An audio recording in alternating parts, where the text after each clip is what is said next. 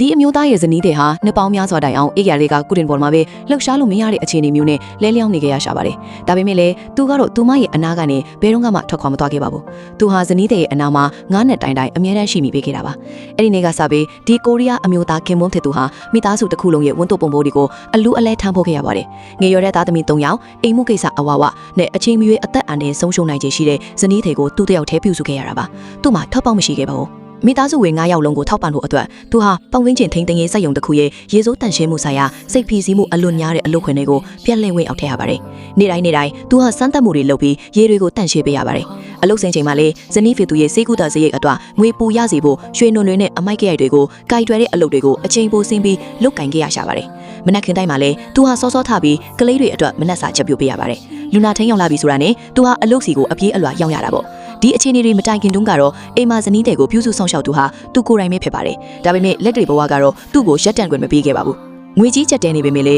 သူ့ရဲ့စံပြအပြုတ်အမူတွေကြောင့်သားသမီး3ယောက်လုံးဟာတာဝန်တီးတက်ပြီးအကောင်းမြင်စိတ်ရှိတဲ့အဖိုးတန်းလေးတွေအဖြစ်ကြီးပြင်းလာခဲ့ကြပါတယ်။နေ့တိုင်းအိမ်ပြန်ရောက်တဲ့အခါသူဟာဇနီးတဲ့ရဲ့ကုတင်အနာကိုတွားပြီးသူမပြန်ထူးနိုင်မယ့်အတိုင်းပဲနှုတ်ဆက်စကားဆိုလို့ရှိပါတယ်။လူနာချင်းပြန်သွားတဲ့အခါမှာတော့ထမင်းချက်တာအဝိရှော်တာနဲ့ကလေးတွေကိုစောက်ရှောက်တာတွေကိုသူမဲဆက်လုပ်ရပါတယ်။အရာရာတိုင်းဟာသူ့ပခုံးပေါ်မှာပါပဲ။ထမင်းစားချိန်ရောက်တဲ့အခါလေးဖြတ်နေတဲ့ဇနီးတဲ့အပအဝင်မိသားစုတစ်ခုလုံးအတူတူစားကြပါတယ်။မိသားစုကြီးဟာလင်းဟင်းမသွားပဲပြည်စုံနေသေးတဲ့ဆိုတဲ့ခန်းစားချက်ကိုရရှိစေဖို့အတွက်သူမကိုထမင်းစပေးစီကိုတီတီချာချာလေးရွှေပေးကြတာဖြစ်ပါတယ်။အခုဆိုရင်သူမရဲ့ဇနီးဟာအာဟာရရည်ရည်နဲ့ပဲအသက်ဆက်နေရရှာပါတယ်။တခါတည်းသူမရဲ့မျက်လုံးလေးတွေလှရှားလာတဲ့အခါမှာအဲ့ဒီအကြည့်တွေထဲမှာအပြစ်ရှိသလိုခံစားမှုတွေနဲ့စိုးရိမ်ပူပန်မှုတွေအများကြီးရှိတတ်ပါတယ်။ဒါပေမဲ့လည်းသူကတော့ဘလောက်ပဲပင်ပန်းပါဘယ်တော့မှညှဉ်းညွန့်ခြင်းမရှိပါဘူး။သူမကိုအတက်နိုင်ဆုံးတက်တောက်တတာရှိစေချင်တာမို့နေ့တိုင်းမှာပဲသူမအတွက်ပြန်လည်တန်ဆွမ်းမှုလေ့ကျင့်ခန်း rehab exercise တွေကိုဒီဇိုင်းမှတ်လုပ်ကင်ပေးနေတာပါ။ညဘက်တွေမှာလည်းသူနဲ့သူ့ရဲ့သားကြီးဖြစ်သူတို့ဟာဇနီးထိတ်ကိုတက်လှည့်စီစောင့်ကြည့်ပေးကြပါတယ်။သူမရဲ့အသက်ရှူတန်းအနည်းငယ်ပြောင်းလဲသွားတာနဲ့တင်သူတို့ဟာသူမရဲ့အနေအထားကို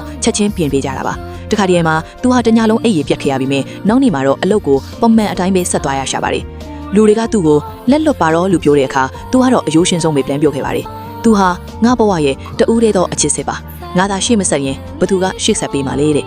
အချစ်စစ်ဆိုတာအခြေအနေတွေကောင်းမွန်နေချိန်မှာကတိပေးနေပုံမနေပါဘူးအရာရာတိုင်းဟာမျောလင်းချင်မရှိသလိုခံစားနေရတဲ့အချိန်မျိုးမှာပဲအနားမှာမြဲမြဲတွေ့မြင်ရှိနေပြီလားဖြစ်ပါတယ်ဒီဇနီးတဲ့အမြန်ဆုံးပြန်လဲကြမ်းလာပြီးခင်မွန်းနဲ့သားသမီးတွေကိုတဖန်ပြန်လဲပွေ့ထန်နေပါစီကြောင်းအားလုံးတူကဆူတောင်းပေးကြရအောင်လားခင်ဗျာ